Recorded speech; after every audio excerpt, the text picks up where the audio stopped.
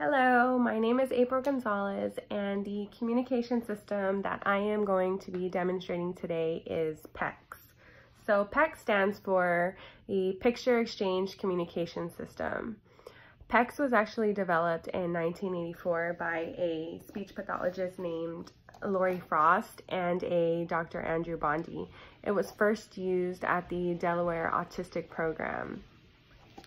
So Pecs was designed and developed to help individuals with little to no communication abilities communicate through the use of pictures. Okay, pictures. Okay, all kinds of pictures. So Pecs is actually very beneficial, as I mentioned, for individuals who have communication deficits, have, little to no communication, and also for individuals and children with autism. Okay, so research has shown Pecs to be effective for children as young as preschool, all the way up until high school and even into adulthood. And it's also been shown to be effective in a variety of settings, such as home, school, and the community.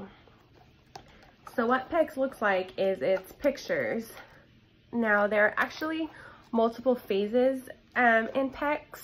Each phase gets a little more complex, but there's different ways to use it, and what's really great about it is that it fits the needs of all individuals. Okay. Let me show you a little bit more about exactly what I mean. So this is a communication book, and this communication book is filled with different pictures. Now, all these pictures, some of them are wants and some of them are needs. So what these pictures do is they allow individuals to express their wants and needs in an appropriate and meaningful way. Okay. So how Pecs works is in exchange for, with the use of a picture, they would exchange that picture for that desired item or that need. Okay. So for example, in a classroom or even in a home setting, if a child wants Legos, they would hand you that picture. They would hand you the visual of the Legos in exchange for the actual Lego. Okay. So when they give you that picture, you immediately reinforce them and you give them the Lego. Okay. Now that's just Legos. There's toys, for the car. They would find that picture of what they want and present that to you, and in return you would give them that object. So like I mentioned, there's different levels of Pecs. There can be a simple exchange of just like that of one picture, and it can get a little more complex. For example, this visual says, I want. So the student would come and they would put, I want. Let's say they still wanted Legos. I want Legos, and they would hand this to you, and in return you would give them those Legos. Okay. Now what's really awesome about Pecs, as I mentioned, is that it's good for all learners and meets their needs. So you could have students who are nonverbal and they could hand this to you and you could still know what they wanted and what they needed.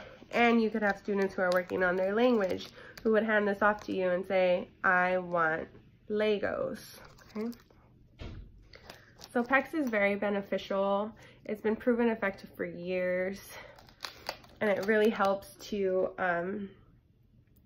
with communication.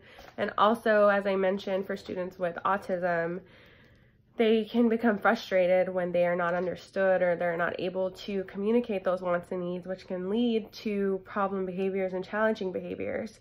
So with the use of Pecs, these individuals are able to communicate their wants and needs effectively. Thank you.